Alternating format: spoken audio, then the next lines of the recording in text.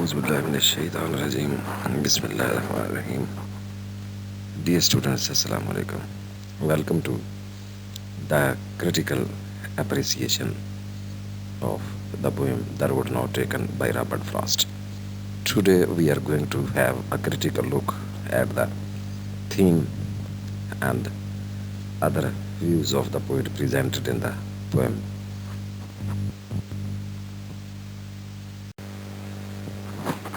Introduction to the poem. The Road Not Taken was first published in 1916 in the volume of poems entitled Mountain Interval by Robert Frost. It has been acknowledged, the poem, as one of the finest and most popular poems of the volume. In this poem, we find a rare blend of inner lyric vision and the outer contemplative narration. The poet's creative faculty gets enlivened when he faces the problem of having to choose one of the two roads at a bifurcation, at a dividing point. Here the poet takes his chance and comments on the difficulty and importance of having to make a choice. As G.W. Nishi points out, this poem has for its theme one of the major themes in Frost's poetry, the problem of having to make a choice. And this is a clear-cut theme that the poem presents, the problem of having to make a choice in one's life. This is the main focus of the poem. Dear students, relating the poem to the reality of Frost's experience, Utter Meyer, a very famous critic of the modern times, says that Frost has gone his own way. It was not he that chose his destiny. He was inevitably guided towards his destination by some spirit, by some unknown force, some unseen forces that keep working on man. This inevitability, which apparently has an element of choice, is brought in this oft quoted and oft misunderstood poem, The Road Not Taken. अजीज़ तलबा और तालिबात, ये जो इख्तियारी और बेइख्तियारी का एक मसला है जो कि इंसानों को दरपेश है, we human beings are forced to make choices in our lives, and there is a force somewhere that forces us to make these choices. But whether we are free to make these choices or we are bound to make these choices, inevitability is there. Something that is, you may call, that is the destiny, that is the fortune. We give different names to it. The force behind all these decision making, will making, or choice making, there is some force, there is something that is forcing us to make these choices. The question arises out of this scenario of making choices, whether we are free to make these choices or rather these choices are forced upon us. This is a very big question. As we discussed in our physical lecture in the class, the Holy Quran has very elaborately decided this matter once for all. In the very beginning of the first verse of the Holy Quran, and you may go through the translation, I will provide you in the next pages yourself. This point should be elaborated in detail, whether as human beings we are free to make choices or we are bound by hand and foot by some force, that is, you may name it the force of destiny, the force of fortune, or some unknown spirit that is working on us to make these choices and forces us to some predestined destination rather.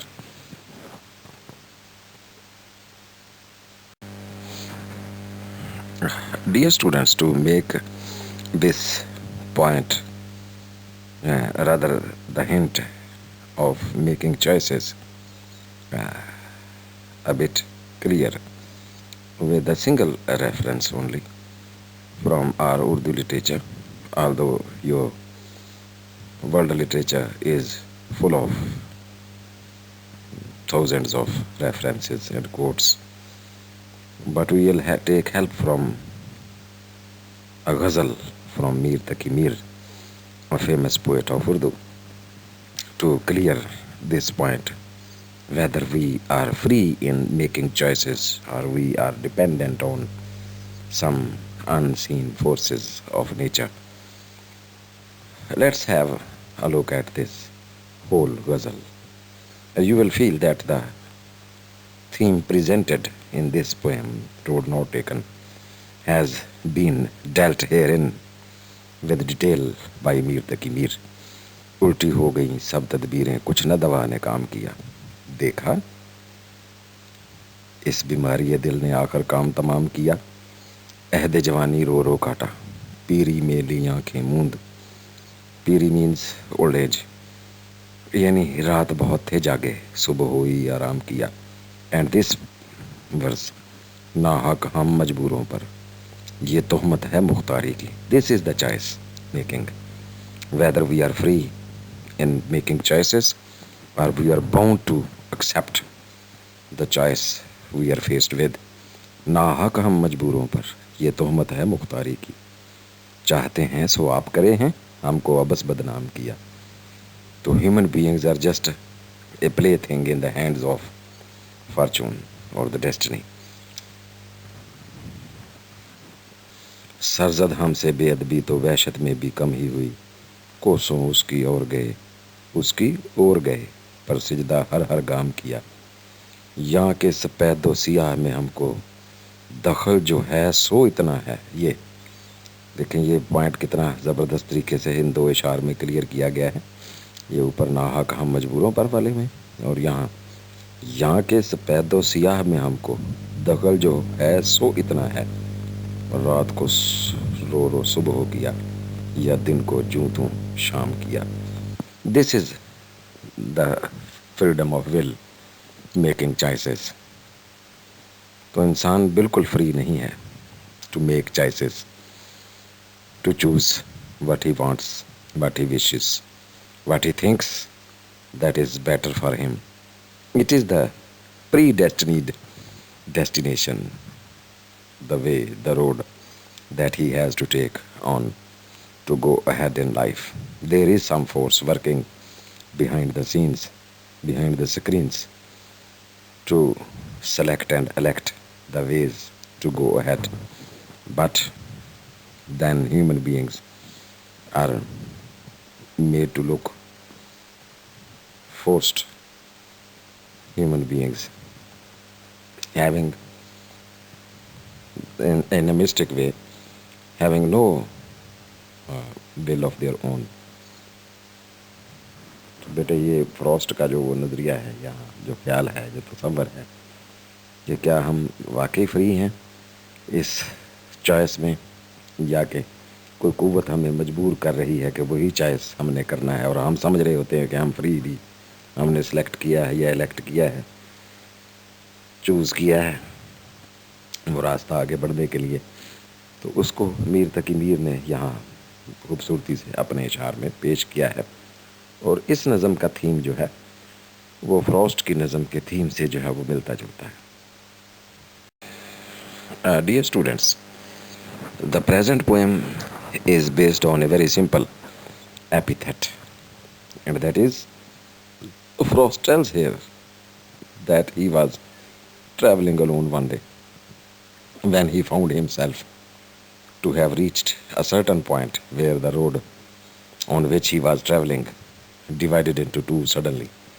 Frost found it difficult for himself, choosing to take one way or the other out of those two diverging roads. He was indecisive for some time and lingered on for some time. Ultimately, he was able to choose one road The road which he thought he was frequented by lesser people and looked to be fresh and green than than those paths that took to other roads.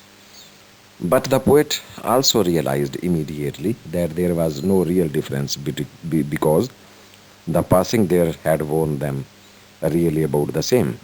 They looked, they were, and they looked apparently different, both the paths, but from within, when he traveled on the path, he felt that it was the same kind of path he had left behind.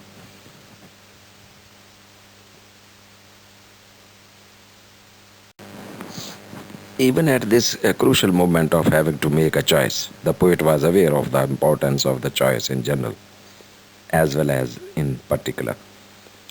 In general, the poet realizes that a person has very often to make choices. One cannot always have the best of everything. It is in making a choice that one has to order, one has to arrange one's priorities, and is tested then in the making of that choice. In particular, the poet has an intuition that one day he will look back in retrospect and perhaps will be glad that he took the less frequented road. It is the only difference that makes, and this is what has made the difference to the poet in the choice of that different road. And that has made all the difference. The poet's difference is a characteristic part of him and is in him, ingrained in him, rather, even before he launched on his career as a poet. It might be the poetic career that he is pointing to, that he took upon a road different from the other poets. The road that Frost before took, though not wholly of his choice, was not only a different road, it was a very lonely road. Very few people took to it. But as destiny had it, it was written, it was decided, predestined for him, it was the right road for Frost, the road he was bound to take.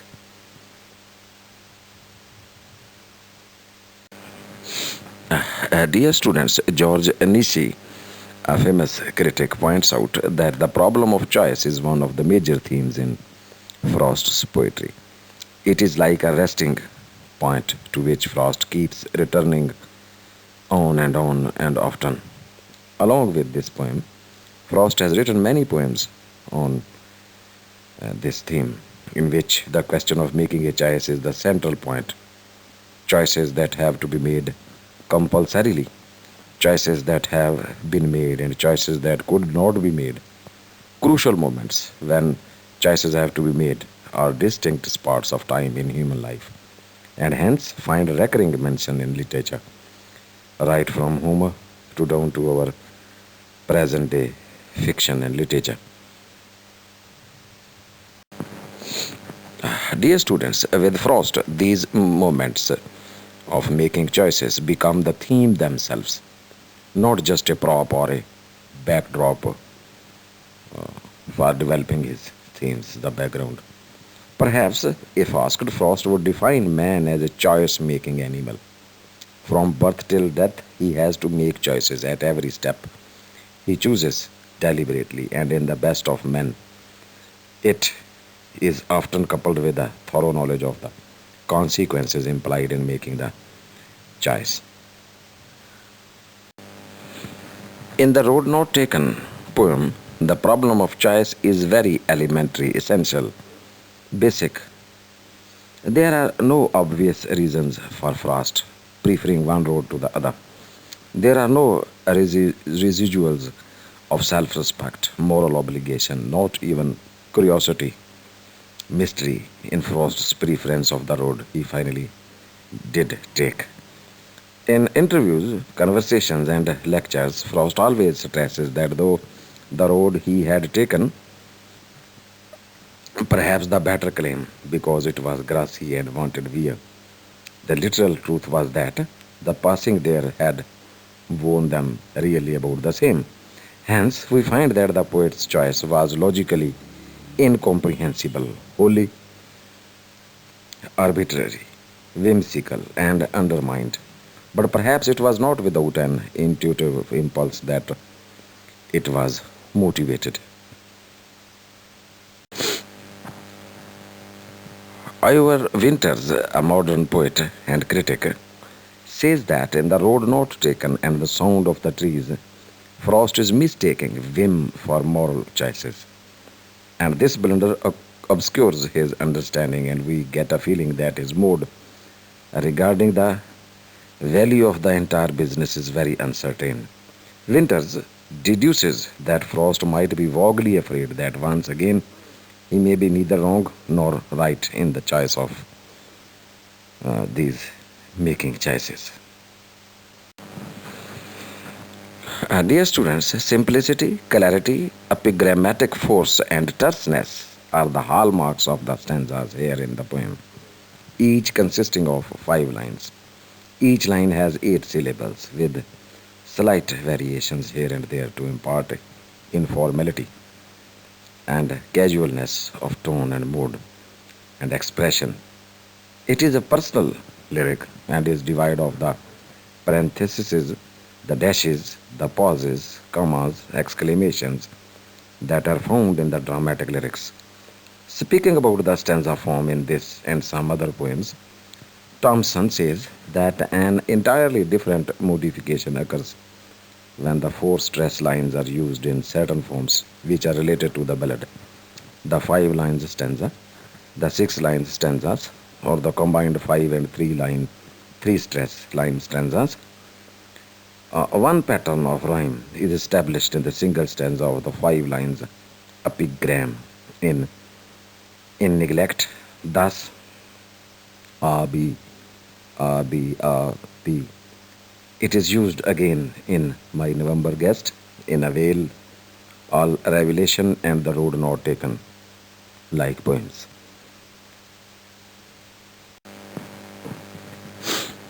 Dear students, let's see what Frost himself has to say about this poem. He says that this poem was about Edward Thomas, his English poet friend, who was killed in World War I, quite at an early age, quite early in his lifetime. A famous poet also, Edward Thomas. This has something to do with the same question of being understood. It is one of the great ones of literary criticism. There is an old school of art that insists on the right to be misunderstood by everybody. Some say that we insist that we write for no audience at all. There must be an audience, invisible, a blend of all the interesting people whom I have dealt with.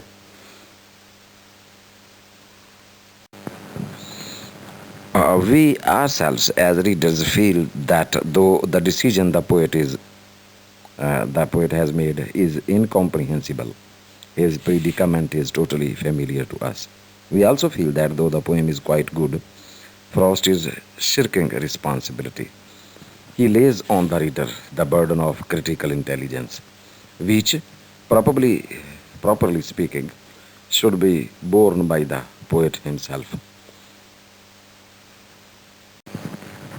Dear students, coming on to the conclusion of the poem and the critical viewpoint the poet has presented through his famous theme of making choices, we may say that The Road Not Taken shows Frost's art and versatility, marching ahead on the road of progress. Ironically, it is the first person speaker himself who candidly presents himself to us with all the faults and foibles. Very unself consciously, he reveals himself to us as one who is Hamlet like, who is too intelligent and cautious to do anything without pondering a bit too much on the pros and cons of it. But unlike Hamlet, he regrets the choices he makes. When he has made his choice, he wistfully yearns for the alternative which he has been forced to reject or leave. He has not yet come to terms with the fact that man must learn to accept and live with his limitations. We notice that when the road forks divides itself into two, the narrator regrets that he possibly cannot travel both roads because he is one traveler. He learns painfully that man cannot have things be done all his own way. He is not only bound to make a choice, but also that the choice he makes is irrevocable, cannot be brought back. One must be contented to live within one's limited sphere. One should not hope to get the best of everything. Man's vision encompasses manifold more than what he can get in his arms. Yes, one may always look heavenwards and aspire for the stars, but one must never forget that one has to walk on the earth itself. Thank you, dear students, for participating in today's discussion. Till our next meeting, it is Allah Hafiz and goodbye from my side. Thank you very much again.